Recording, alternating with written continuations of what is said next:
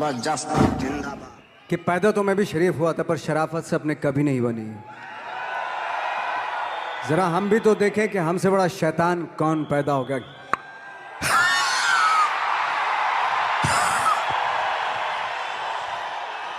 हमारे यहाँ जितने लोग यहाँ पे बैठे हैं ना नवाज, वो एक टर्म हम यूज़ करते हैं, अपलाइन डाउनलाइन।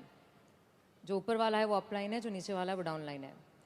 और सारे डाउनलाइन माँ बाप की तरह समझते हैं अपलाइन को। और जितनी आपने बातें बोली वो सारी कुछ यहाँ पे उसी तरीके से ही लागू होती हैं कि लोगों को ऐसा लगता है कि आप तो सक्सेसफुल हो तो हमको तो दे दो, कर दो, हेल्प कर दो, एक डीआर कर दो, कुछ नीचे डाल दो, जेनोलॉजी बढ़ा दो, मेरे प्लान्स कर दो।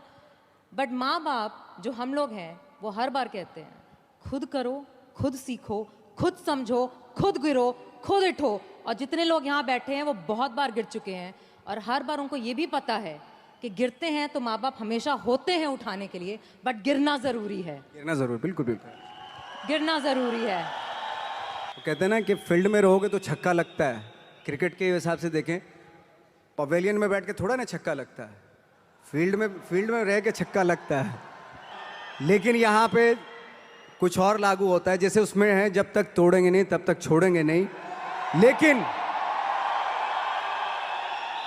लेकिन यहाँ चूंकि टीम है पूरी, तो आप सब टीम का फर्ज बनता है उस डायलॉग को इस तरीके से बोले, जब तक जोड़ेंगे नहीं तब तक छोड़ेंगे नहीं। तोड़ने से पहाड़ टूटता है, फिल्म में ये था, लेकिन आपके जुड़ने से पहाड़ बनता है, ये सच है। हमने भी ऐसा कुछ शुरू किया है या हम भी ऐसा कुछ कर रहे हैं जो ट्रेडिशनल नहीं है, जो बहुत अलग है और जिसके लिए बहुत लोग बोलते हैं कि पता नहीं होगा कि नहीं होगा, कर पाएंगे कि नहीं कर पाएंगे, या तुम कर रहे हो करके दिखाओ, तुम कर लिए तो देखते हैं।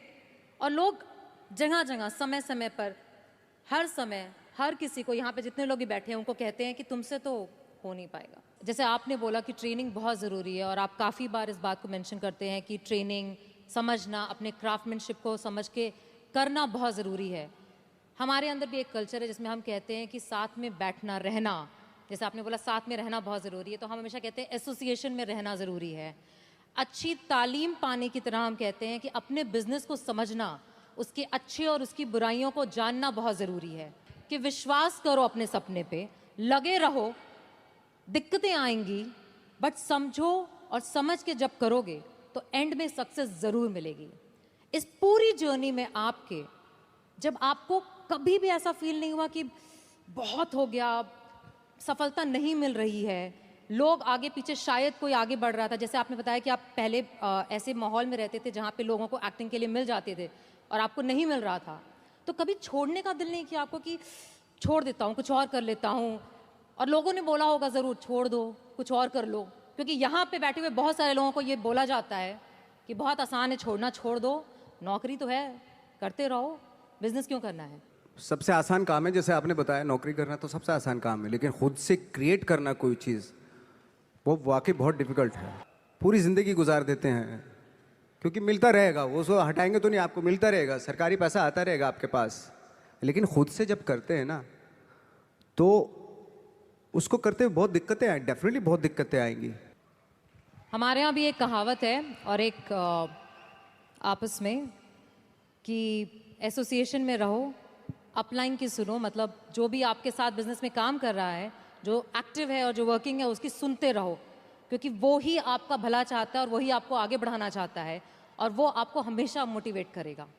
आपने बहुत लंबा सफ़र चुना है, जहाँ से आप शुरू हुए और अभी तक में काफ़ी साल लगे। अब जब सफलता आपके पास आ रही है और आपके पास बहुत आ रही है, तो कभी ऐसा दिमाग में नहीं आता कि रिटायर हो जाऊं, कब तक करूंगा, करते रहना है? क्योंकि यहाँ पे बैठे हुए बहुत सारे लोगों के दिमाग में यह आता है कि मेहनत करना शुरू किया, एक थॉट होता है कि एक सक्सेस मिल जाए, जैसे आपको भी लगता होगा शुरू में कि एक पिक्चर मिल जाए, एक शॉट हो जाए, 10 हो जाए या 50 हो जाए, उसके बाद मैं रिटायर हो जाऊंगा, मैंने कमा लिया। बट हर इंडस्ट्री में हम लोग एक रखते हैं कि यहाँ पे रिटायर होना है, आपके हिसाब से इंडस्ट्री छोड़ के, बट आपके हिसाब से आपको क्या लगता है नवाज कि आप कब रिटायर होना चाहेंगे? देखिए, रिटायर की तो बात की बात है, खैर रिटायर नहीं, नहीं, नहीं, एक्टर तो रिटायर नहीं होता एक साथ है ना। जो स्टार होते हैं वो रिटायर हो जाते हैं, वो तब तक होता है उनका जब तक ये होता है, उनका करियर तब तक होता है।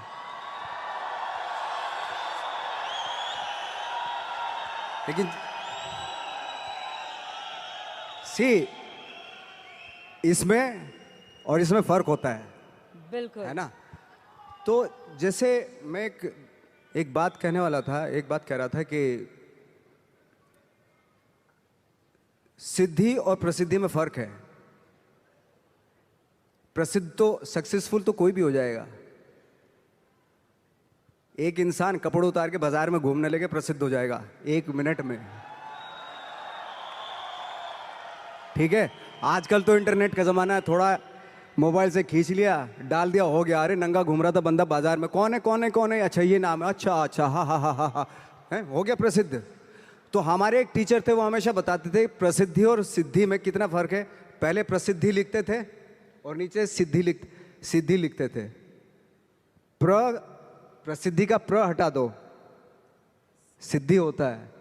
तो सिद्धि जो होती है प्रसिद्धि के भी ऊपर होती है। सिद्धि प्राप्त करना बहुत जरूरी होता है, सिद्धि प्राप्त करना बहुत मुश्किल है, प्रसिद्ध होना बहुत आसान है।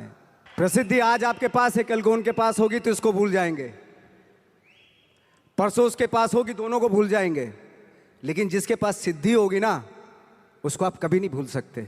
आप जो भी काम कर रहे हैं, अगर आप उसमें आपका पैशन है, जज्बा है, उसमें आपका मैडनेस है, तो वो सिद्धि आपको मिलेगी।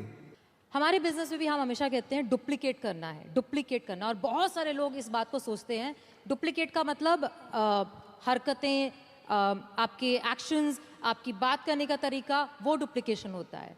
बट आपने बहुत खूबसूरत बात बोली कि डुप्लीकेशन कॉपी करना नहीं होता, डुप्लीकेशन समझना होता है।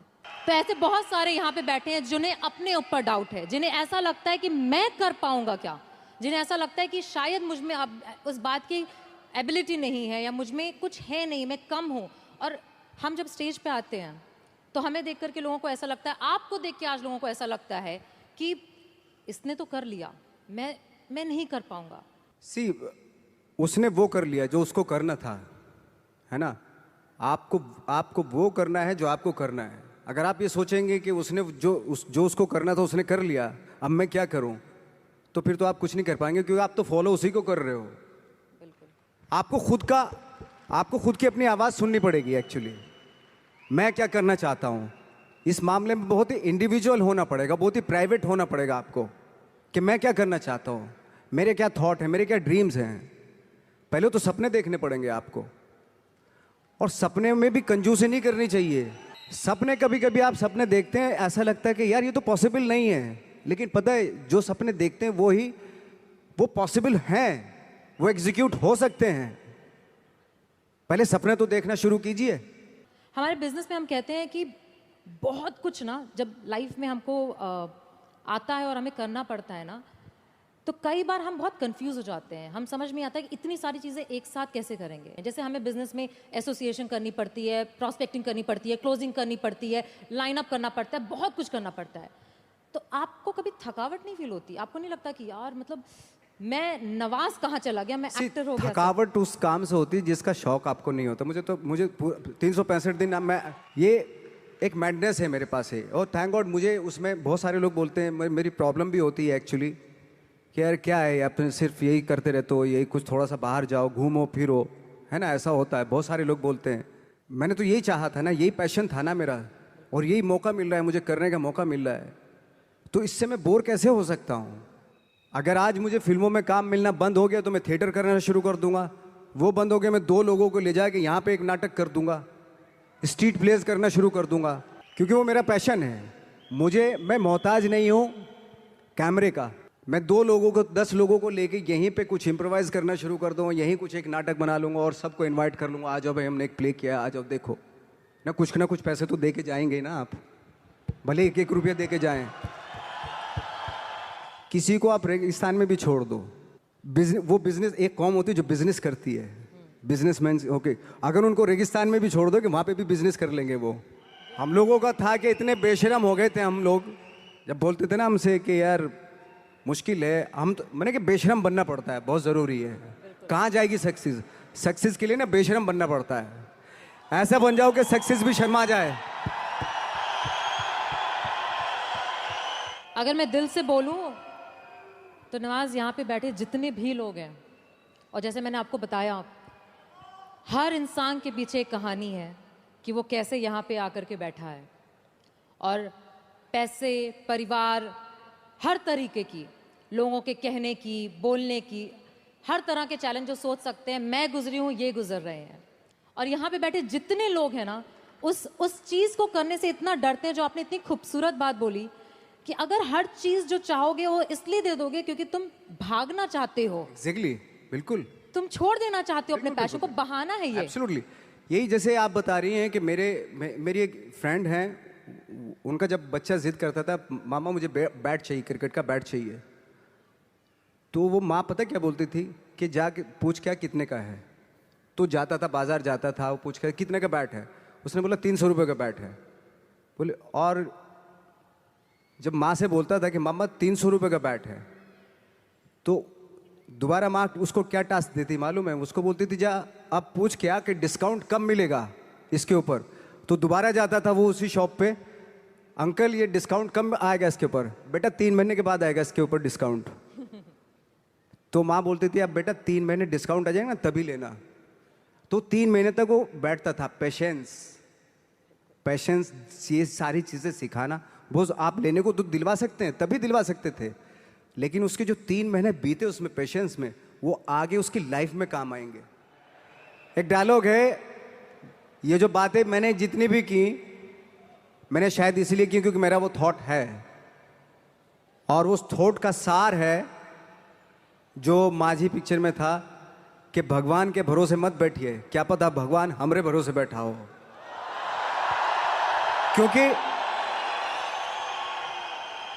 क्योंकि भगवान भी वेट करता है। भगवान वेट करता है, ये खड़ा होके कुछ करेगा तो मैं इसका साथ दूंगा। घर में लेटे लेटे रूम में भगवान भी साथ नहीं देता उसका। जब आप पक्का इरादा करते हैं और घर से निकलते हैं, सोचते हैं कि वाकई कुछ करना है, तभी भगवान साथ देता है। जो घर में घुसे रहते हैं उनका भगवान कभी साथ नहीं देता।